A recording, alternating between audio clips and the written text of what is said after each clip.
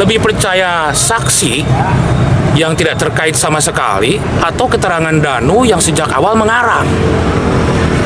Ini yang menjadi pegangan kita. Makanya kita meyakini bahwa untuk sini, Bang. Alhamdulillah hari ini kita ada di sekitaran sini ya, atas undangan. Kami memang diundang, jadi mendampingi Bu Mimin, Arigi dan Abi, dan kemudian juga Pak Yosep ya. Dipastikan hadir berarti, Bang, semuanya? Kelihatannya berdasarkan undangan kita harus hadir. Jadi 3 orang tersangka sedang dijemput, Bu Mimin, Arigi dan Abi, di perjalanan menuju Polsek, karena katanya tadi dapat informasi permulaannya akan dimulai dari rumah Danu dulu. Dari rumah Danu baru ke arah TKP, ke arah Cisuti. Kondisi mental dari klien Abang, Bang? Ya, yang namanya jadi tersangka ya, ditetapkan jadi tersangka. Ya tentunya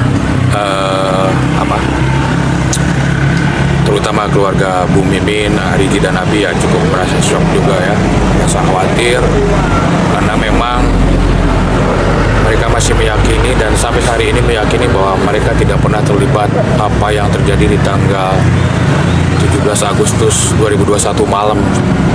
Dan seperti yang saya sampaikan sebelumnya, saksi yang meringankan pun kita sudah hadirkan.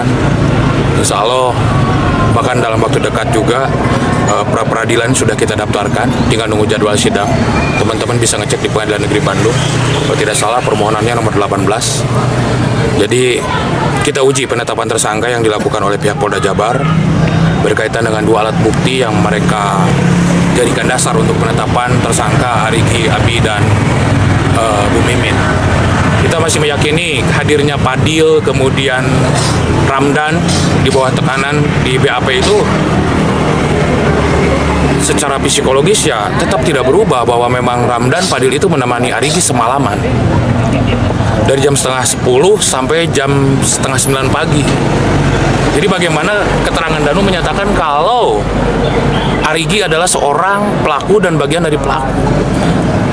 Ini jelas terbantahkan dengan keterangan Padil dan Ramdan. Kita uji nanti di persidangan siapa. Sekarang pertanyaan begini, lebih percaya saksi yang tidak terkait sama sekali atau keterangan Danu yang sejak awal mengarang? Ini yang menjadi pegangan kita. Makanya kita meyakini bahwa jawaban-jawaban klien kami, Pak Yosep, Arigi, Bu Mimin, dan Abi, itu menyatakan tidak benar. Kayak di Pak Yosep ada pertanyaan dari kurang lebih dari nomor 66 sampai 80 sekian, itu pertanyaannya adalah apa benar? Ya jelas Pak Yosep menjawabnya adalah tidak benar. Apa benar ada di TKP? Apa benar melihat Bu Mimin, Arigi, dan Abi? Apa benar bertemu dengan Danu, menjemput Danu? Itu jawabannya tidak benar. Jadi yang benar gimana, Bang?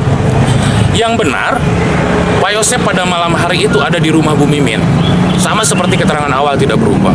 Itu yang pertama faktanya. Kedua, boleh tanya Bu Dewi yang pemilik di sebelah ruko itu memberikan keterangan bahwa pada kurang lebih jam 9, jam 10, antar jam 11-an ada suara, jam 10 lah, ada suara grendel rolling door diturunkan. Artinya betul dikuatkan 2 keterangan Padil dan Ramdan yang ketika dijemput dari lapang oleh Arigi, kemudian mereka beli makanan dan kopi, baru mereka masuk ke dalam konter handphone. Dan semenjak setengah 10 malam sampai jam setengah 8 lebih, itu tidak keluar lagi. Jadi bagaimana keterangan Danu mengatakan Arigi ada di TKP? Ketika Arigi tidak ada di TKP, berarti siapa? Ya kan? Saya akan lebih percaya keterangan saksi daripada keterangan Danu yang sejak awal ngarang. Nah, dengan kondisi seperti itu, saat ini teknis dari rekonstruksi sendiri yang Abang terima dari pihak kepolisian seperti apa, Pak? Apakah klien Abang akan mengikuti adegan-adegan itu? Yang jelas, dari kemarin jauh-jauh hari ketika teman-teman bertanya ke saya kapan ada rekonstruksi itu, kami jujur, hari ini kami tidak tahu apa yang ditanyakan oleh pihak atau yang reka adegan yang mana yang akan dilakukan. Ya kan? Reka adegan. Awalnya reka adegan itu kan kalau memang benar, para pihak itu dengan sendirinya paham apa yang terjadi tanpa harus didirect. Hari ini kan skenarionya adalah keterangan Danu yang akhirnya akan meminta klien kita melakukan apa yang Danu terangkan. Ya tentunya dari situ kan kita akan menyangkal semua keterangan adegan-adegan yang diarahkan Danu. Tadi gimana, mau ikuti adegan apa hanya menyaksikan? Pada prinsipnya kita akan menyangkal. Kalau memang ada permintaan untuk mengikuti ya silahkan aja, tapi kita menyangkal. Kita menyangkal semua keterangan Danu. 4 orang saksi, Pak Yosep, Bu Mimin, Arigi, dan Abi itu menyangkal semua keterangan Danu tentang pertama datang menjemput, kemudian di TKP sini di Pecel Lele, kemudian datang ke TKP di sana, itu disangkal semua. Yang jadi pertanyaan saya sekarang, kalau begitu, kalau 4 orang ini menyangkal, bayangkan 4 orang menyangkal satu keterangan, di mana satu orang ini seringkali memberikan keterangan yang gak jelas. 4 orang yang menyangkal, ditambah 2 orang saksi yang menguatkan kemarin. Ya, bagaimana kami harus percaya keterangan satu orang berhadapan dengan 4 orang, kemudian ditambah lagi 2 orang, ditambah lagi Bu Dewi yang kemarin memberikan keterangan bahwa Arigi sempat menutup rolling door. Jadi siapa sebenarnya yang ada di TKP pada saat itu? Hanya Danu yang tahu yang sebenarnya. Apakah benar atau tidaknya, itu Danu yang tahu. Klien kami itu hanya ditetapkan tersangka berdasarkan pengakuan Danu. Polsek Jalan Cagak di awal meneliti perkara ini, memeriksa perkara ini, kemudian diambil alih Polres Subang. Polres Subang pun kebingungan untuk menetapkan tersangka di awal. Sejak penyidikan di Subang tidak pernah muncul namanya Golok. Tiba-tiba di Polda Jabar muncul namanya Golok. Ya kan? Jadi ada banyak pertanyaan yang tentunya saya berharap kami tidak berargumen di penyidikan. Untuk apa kami juga berargumen di penyidikan? Karena bukan tempatnya. Silakan saja, ada kewenangan-kewenangan yang tidak bisa kita lewati ya. Informasinya, motifnya terkait yayasan gimana? Ya kalau terkait yayasan, kalau almarhum Ibu Tuti tidak ada, kemudian Ibu Amel tidak ada, Pak Yosep kemudian anggaplah sesuai keterangan Danu sekarang bisa menjadi terpidana. Siapa yang diuntungkan dari keadaan ini? Ada yang diuntungkan ketika kalau memang benar motifnya yayasan, ya kan? Jadi kalau misal masalah motif kita tidak bisa bicara hari ini. Nanti fakta persidangan yang akan memperlihatkan apa motif sebenarnya. Kita uji keterangan Danu apakah sesuai dengan keterangan di BAP dalam kemudian rekonstruksi ataupun di ruang sidang.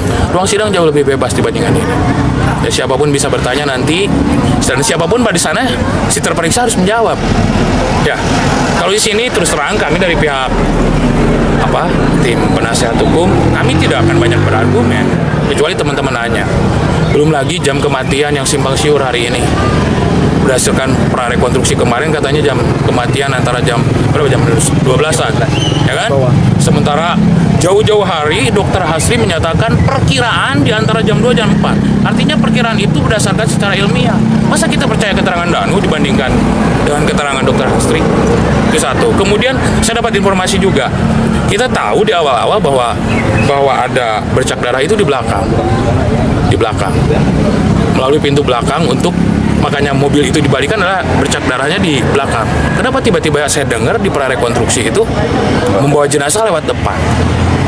Kalau memang lewat depan, tentunya pada saat itu ada bercak darah yang banyak, apalagi dalam katakanlah menurut keterangan Danu katanya ada yang memandikan. Artinya kondisi mayat itu basah. Sudah pasti ceceran darah bercampur air atau darah segar itu akan menetes. Kalau di granit mungkin itu akan mudah. Tetapi kalau di tembok yang seperti di parkiran itu kelihatannya akan sulit noda darah dihilangkan. Jadi ada banyak pertanyaan kami berkaitan dengan keterangan Danu, dan kami semua di sini meyakini keterangan Danu itu bohong. Keterangan Danu itu bohong dan sengaja melempar fitnah ini ke Pak Yosep, Bu Mimin, Arigi, dan Abi. Dan ketika Arigi didampingi 2 orang, nanti teman-teman saya undang juga hadir ke sini, Fadil dengan Ramdan ya, silakan tanya langsung. Saya berkali-kali bertanya, saya takut seperti kekhawatiran masyarakat bahwa ini adalah saksi bayaran atau tidak. Saya persilahkan penyidik memeriksa itu. Mereka tetap sesuai dengan keterangannya bahwa mereka itu betul. Maghrib di chat dulu sama Arigi, temenin di counter handphone. Kemudian setelah selesai bekerja, tutup konter handphone, Arigi menjemput ke lapang.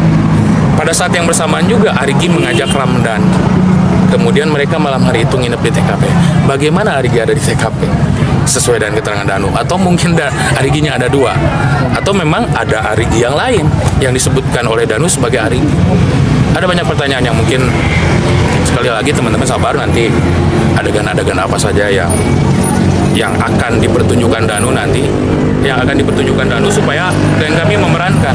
Yang jelas 4 klien kami sampai detik ini menolak semua keterangan-keterangan Danu. Ya, cukup ya. Hatur nuhun, Abang. Sama-sama. Hatur nuhun, terima kasih. Udah.